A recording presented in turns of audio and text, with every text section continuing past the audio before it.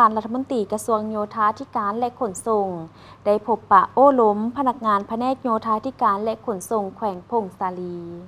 โอกาสลงเคลื่อนไหวติดตามสุกยูเวียกงานอยู่แขวงพงสาลีท่านเล็กไหลศรีวิไลรัฐมนตรีกระทรวงโยธาธิการและขนส่งได้ถือโอกาสพบปะโอ้ล้มพนักงานลักแหลงแผนกโยธาธิการและขนส่งแขวงในวันที่ 18 ตุลาคม 2025 ที่ห้องประชุมแผนกในพิธีท่านบุญพาณิชย์แก้วหงหัวหน้าแผนกโยธาธิการและขนส่งแขวงพงสาลีได้กล่าวต้อนรับและรายงานสภาพการจัดตั้งปฏิบัติเวียกงานโยธาธิการและขนส่งในระยะผ่านมาโดยปฏิบัติตามแผนพัฒนาเศรษฐกิจสังคมข้างทีเก่าของแขวงพงสาลีสุ่มใส่บรรดาพื้นฐานโค้งลางเป็นต้นพัฒนาตามแนว 11 ตามสายตั้งสายขวาง4ทางออกสู่ตลาดภายนอกคือออกสู่ตลาดสาธารณรัฐประชาชนจีนออกสู่ตลาดสาธารณรัฐสังคมนิยมเวียดนามออกสู่ตลาด3 เจ๊ประเทศและออกสู่ตลาดสถานีรถไฟล้าวจีนที่เมืองน้ำหมอกแขวงอุดมไซและพัฒนาตามแนวการแก้ไขความทุกข์ยากติดพันกับเวียกงานป้องกันศาสตร์ป้องกันความสงบและปัจจุบันพร้อมดำเนินการจัดตั้งปฏิบัติเวียกงานซ่อมแปลงทางหลวงแห่งชาติจัดตั้งปฏิบัติโครงการขแขนงขวาทางและยาส่งโครงการพัฒนาตามแล้วเศรษฐกิจอาซีตะวันออกเฉียงใต้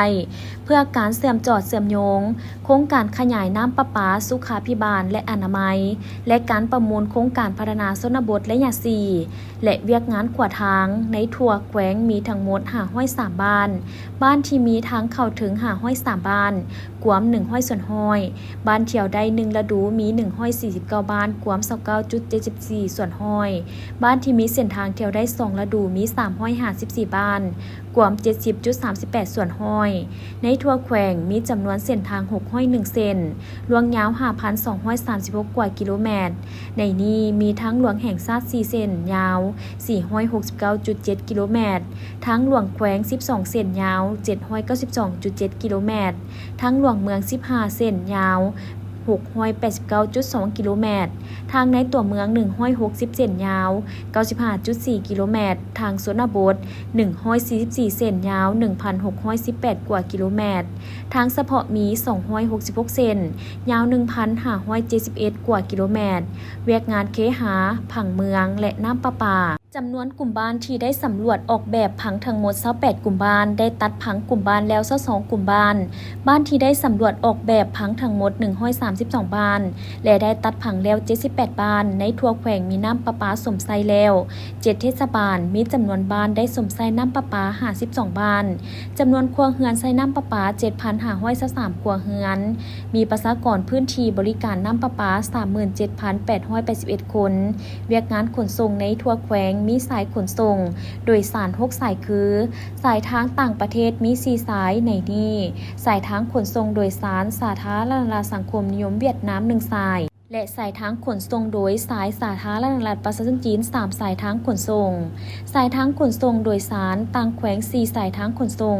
และสายทางขนส่งโดยสารภายในแขวงต่างเมืองมี3สายทางขนส่งมีเที่ยวบินให้บริการ6มื้อต่ออาทิตย์ในโอกาสนี้ท่านเล็กไหลศรีวิไลได้แสดงความสุมเสยผลสำเร็จที่คณะผักคณะน้ำและพนักงานทั่วแขนงโยธาธิการและขนส่งญาติมาได้ในระยะผ่านมาเคียงคู่กับผลสำเร็จที่ญาติมาได้ในระยะผ่านมาอิงตามความเรียกร้องต้องการของเวียกงานในระยะใหม่นั้นท่านรัฐมนตรีกระทรวงได้เน้นให้คณะนำโยธาธิการและขนส่งแขวงหัวหน้าแขนงการนำโยธาธิการและขนส่งเมืองตลอดฮอดพนักงานวิชาการจงเป็นเจ้าการเอาใจใส่เหตุเวียกงานการเมืองแนวคิดทับประการสร้างหน่วยผักให้เป็นหน่วยผักปลอดไซเข้มแข็งนักแน่นขยายสมาชิกผักพนักงานสร้างความสามัคคีภายในเป็นเจ้าการสืบต่อนำพาในการคุ้มครองเส้นทางคุ้มครองจัดสรรแผนผังตัวเมืองความเป็นระเบียบเรียบร้อยเฮ็ดสำเร็จหน้าที่เวียกงานที่การจัดตั้งมอบหมายให้เป็นแบบอย่างน้ำหน้าที่ดีให้แก่มหาชนเอาใจใส่จัดตั้งปฏิบัติแผนพัฒนาเวียกงานโยธาธิการและขนส่ง แขวงพงสาลีที่วางไว้ให้กดผลเป็นจริงในโอกาสดังกล่าวท่านรัฐมนตรีก็ได้มอบคอมโน้ตบุ๊ก2เครื่องและเงินสด50ล้านกีบให้แผนกโยธาธิการและขนส่งแขวงพงสาลีเพื่อนำใช้เข้าในการจัดตั้งปฏิบัติเวียกงานของแขนงการตนให้เกิดผลประโยชน์สูงสุดพร้อมนั้นท่านเล็กไหลศรีวิไลพร้อมด้วยคณะทีมงานลงติดตามสภาพเส้นทางเมืองบุญเหนือหาพงสาลีตื่มอีก